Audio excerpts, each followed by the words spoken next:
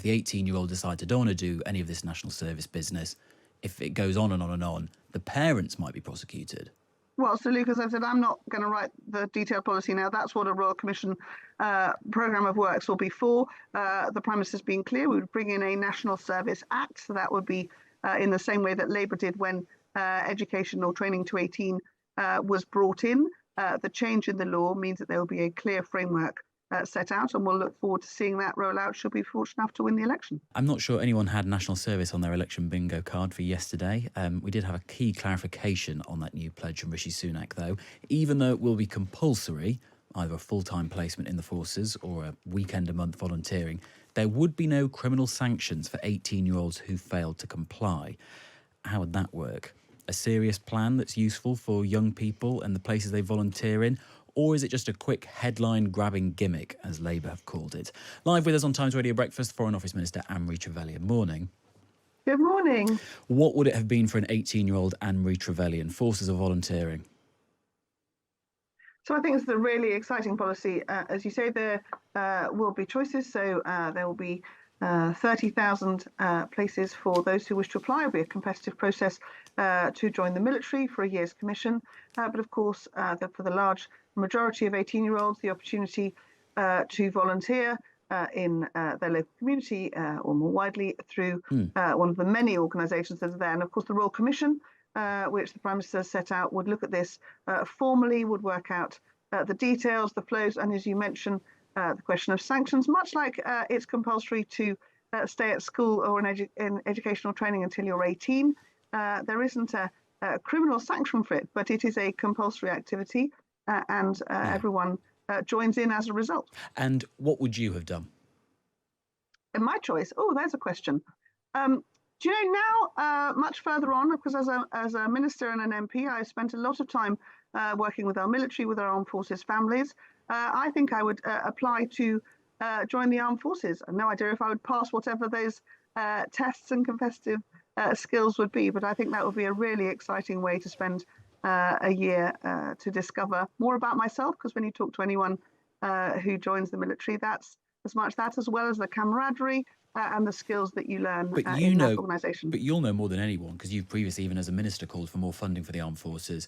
Yes. That might be great for you. You might be able to find yourself. You might have to enjoy lots of camaraderie. But would the armed forces want you? The armed forces minister, responding to a question in the Commons the other day, said that national service could damage morale, recruitment, retention, and would consume professional military and naval resources.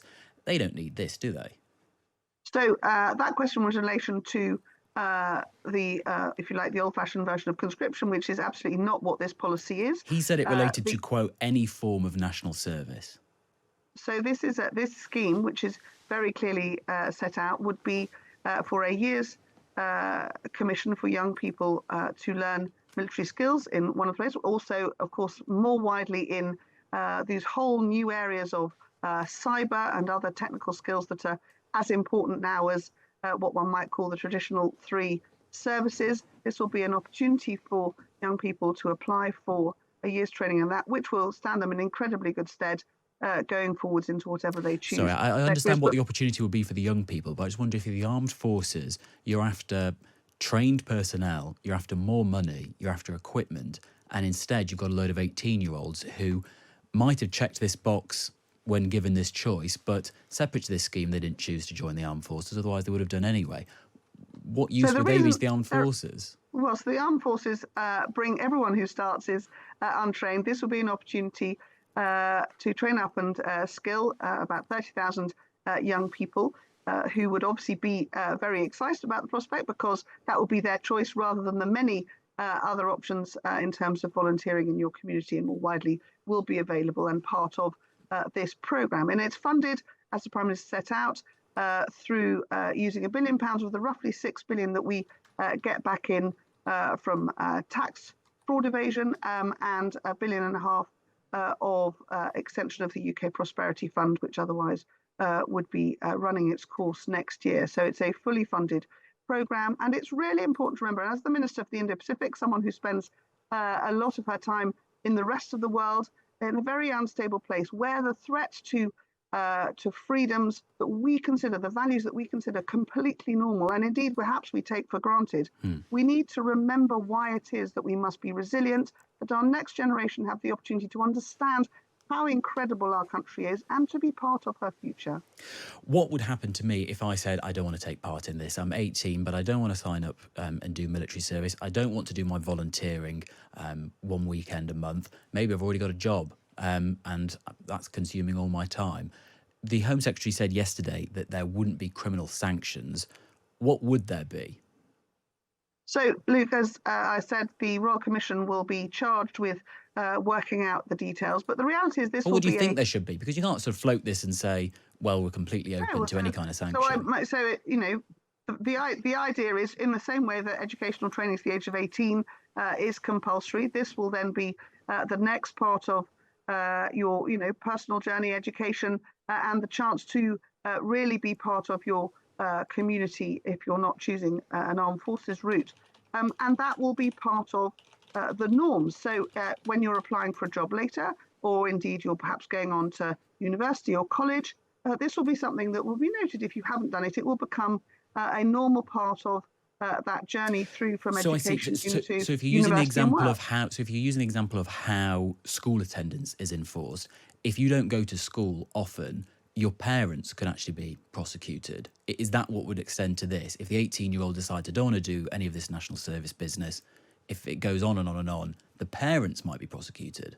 Well, so Luke, as I've said, I'm not going to write the detailed policy now. That's what a Royal Commission programme of works will be for. The Prime Minister's been clear. We would bring in a National Service Act. So that would be in the same way that Labour did when education or training to 18 was brought in. The change in the law means that there will be a clear framework set out, and we'll look forward to seeing that roll out should we be fortunate enough to win the election.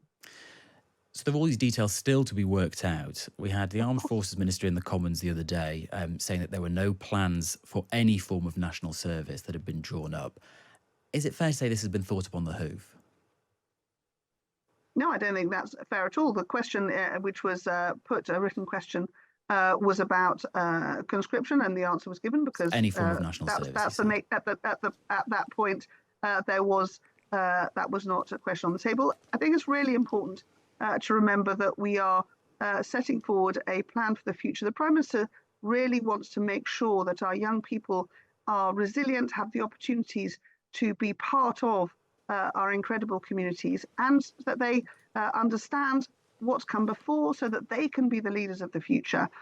We don't get our freedoms for free. We have to understand how we defend our values and how we look after the incredible communities that we live in.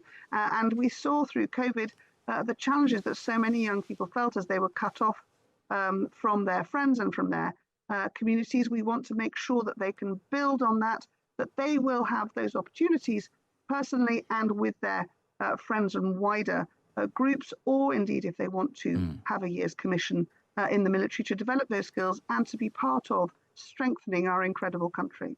One other election question from me. A key issue is criminal justice. We recently had the news that police were being advised to delay some arrests because of a lack of space in prisons. Now I read in my Times that domestic abusers are being freed from jail early. And this is despite a whistleblower telling the paper that there were concerns from probation officers. Two of them said they were powerless to stop dangerous offenders being released. Why is this happening? So I'm afraid, Luke, that I'm not party to the detail of that, but I know that the Lord Chancellor has set out very clearly the framework that he expects prison governors and others to follow as we meet this short-term challenge of ensuring there are enough prison places, and that those who are violent offenders should not be being released early. You think it's okay that a domestic abuser committed of actual bodily harm, criminal damage with a previous conviction for serious sexual offence was being released despite being sentenced to more than 4 years and being deemed a threat to his victim? Are you happy with that situation? So I don't have the details of that, and that sounds to me like someone who is a violent criminal for whom this policy isn't intended.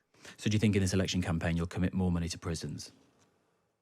So I'm not going to set out future manifesto commitments today. That's not the role that I have. The Prime Minister will do that in the weeks ahead, and we look forward to hearing across the board, but also importantly hearing from all parties. And that's why I'm very proud to be standing as a Conservative, because the reality is that security has to be at the heart of our election campaigns this year. The world is a dangerous and unstable place, and it is only the Prime Minister who set out what is a clear plan and with some really bold action, including this new policy today, so that we can ensure a secure future for our children and for our communities for the years ahead.